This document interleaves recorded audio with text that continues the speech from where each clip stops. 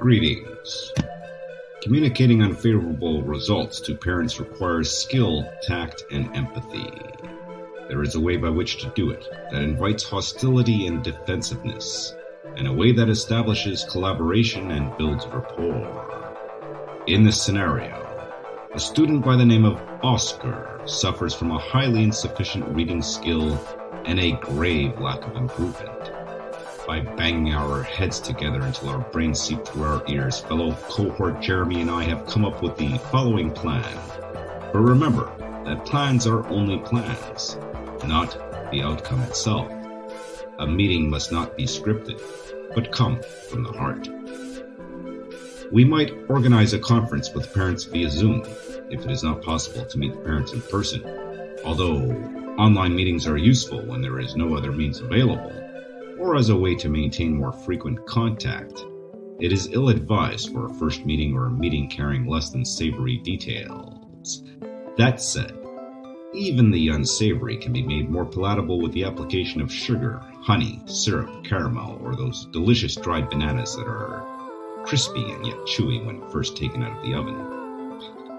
Whether online or offline, it may be advised to have data and charts to share and show and reveal to the parents of the child of concern. Said data should be presented as concise as possible so that at a glance it becomes evidently and factually clear what the problem is and that there is in fact a problem. Most parents will understand that personal data of other students cannot be shared, only the aggregate data of the class as a whole. The discussion ought to include the student's progress, comparing both the summative and pre-assessment, the student's progress in relation to the rest of the class, and the goals their child has or ought to have. At the conclusion of the meeting, parents ought to be encouraged to strengthen the bond with the teachers through communication on a platform such as Spotlight, which allows parents to communicate important information regarding home life and allows them to be easily updated on the progress of their underachieving child. In his own words, I will narrate what cohort Jeremy has related to me regarding his own personal experiences. I have had impactful experiences with two types of parents. Parents who are hostile to criticism and parents who are demanding of a teacher's process. In my experience, hostile parents are not as receptive to feedback as others, and it is best to keep your distance by providing them only with the minimal and less personal methods of communication. A monthly newsletter might be best for them. Meanwhile, demanding parents might be responded to best by establishing boundaries for communication while still welcoming feedback.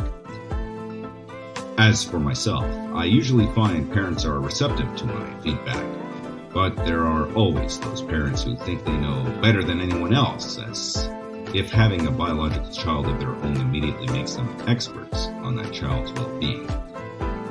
The latter are those that seem to keep a distance from the teacher or expects a teacher to follow their lead. A good teacher who is confident in their abilities and knowledge of child development will tactfully steer the relationship to where the parent is following rather than leading. This is not always possible, especially when the parent is too proud, but it is the goal. It is best to non-verbally communicate the boundaries Jeremy mentioned so that they do not get crossed to begin with. Having an air of authority when you speak is helpful. The authority comes not from the position of being a teacher, but from the confidence of having acquired experience, skill, and knowledge that they obviously lack. This does not mean to talk as though you have authority over them, but that you are an authority in the field of child rearing and education.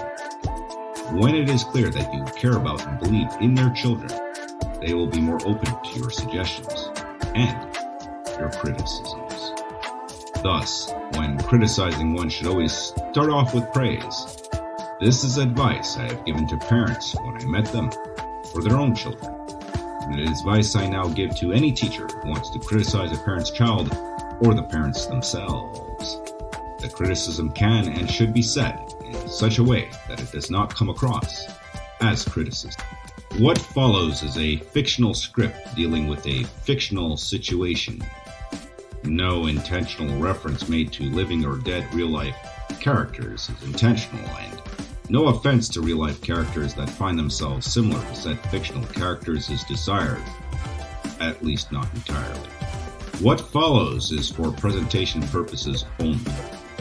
Use the following script in a real-life situation at your own risk. The writers of this script bear no responsibility to the results that are accrued by using this script, be they good or bad. No animals were hurt in the making of this film. No animals even appear in this film. This is not even a film, just a video presentation. The fact that animals do not appear in this film that is not a film and only a video presentation is by no means a proclamation that animals should be harmed in any way. We love animals and encourage everyone to be kind and loving to them, despite their irrelevance to this script and video. Hi, you are Oscar's parents, yes? Great to finally meet you. Oscar is a pleasure to have in my class. He always has something to contribute in a lighthearted and entertaining way that brings life to the class. If there is anything I see a need for improvement in, it is in the area of reading. Even a star struggles from time to time. Come, let's sit and take a look at this graph to get a clear idea where he is at and how we can get him where we want him to be. According to this, Oscar, although excelling above and beyond other students in several areas, seems to be at a more challenged level than the rest of his peers when it comes to reading. I know you want to see an improvement in this area as much as I do, so let's brainstorm on how we can motivate and help him achieve this.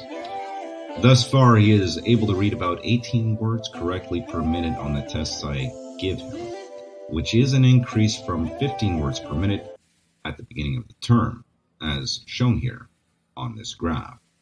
That is a fantastic improvement, yet still leaves a lot to be desired. Would you concur? It seems many students are improving at a faster rate, and we surely do not want a wonderful student like Oscar to feel like he is being outperformed by his peers. As you can see, every week the class as a whole is improving about 0.9 words per minute, while Oscar is improving by 0.27. I would like to hear any ideas you may have to develop his interest in reading more at home. Surely you have some ideas of what interests him. We can try to provide material that suits his interests and engages him and develops a passion for reading. If he likes to play video games, we should try getting him some of those interactive choose-your-own-adventure type books or any others with a gaming aspect to them. The school support team has suggested that we also begin providing him with our Tier 2 instruction. What this level of instruction would include is targeted help for his reading performance. Our students typically have an elective period where they are able to explore other academic options. I expect you would like to use this period to provide targeted assistance for Oscar's reading. The goal for this instruction is to improve his reading level, his rate of improvement, and his love for reading. If this is successful, and I am sure it will be, he can be at the target level of 60 words per minute by the end of the year. He might even go well and above and beyond that as he does in other subjects. In time, he might be the best reader we have in the entire class. Sounds great? Well, all right. Over the course of the year, I will provide you with frequent updates by using the Spotlight app. I am sure we all want to give Oscar every opportunity to excel, so you may want to consider having Oscar attend our after-school reading program, which will provide Oscar with yet more opportunities to greatly improve his reading ability and passion. It was great meeting you in person today. As we all want the best for Oscar, and as I feel we have built some strong rapport between ourselves, let's stay in contact. I know we are all very busy.